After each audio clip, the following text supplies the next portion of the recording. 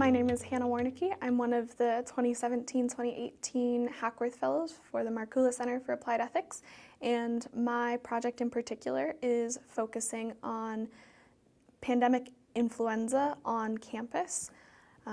So that means talking about if there were to be a pandemic influenza, how is the university to respond?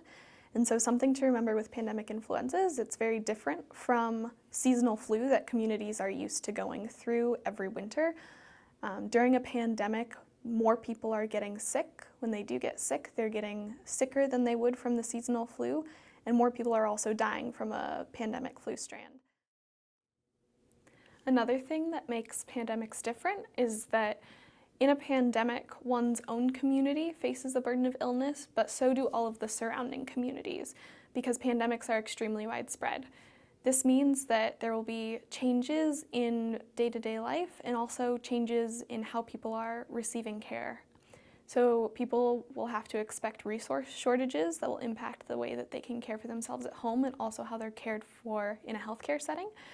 There will also be altered triage protocol because of the overwhelming numbers of people seeking medical care. And finally, there might also be social restrictions to try and limit the transmission from person to person.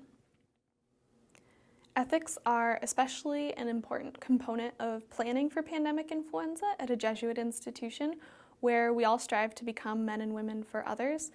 And when considering how these ethics are going to impact pandemic influenza planning, it's important to consider both the role of medical ethics, which the core principles of that are beneficence, autonomy, and justice, and also public health ethics, the core principles that will especially be drawn on for consideration of pandemic influenza being community-based interventions, truthfulness, and timely dissemination of information.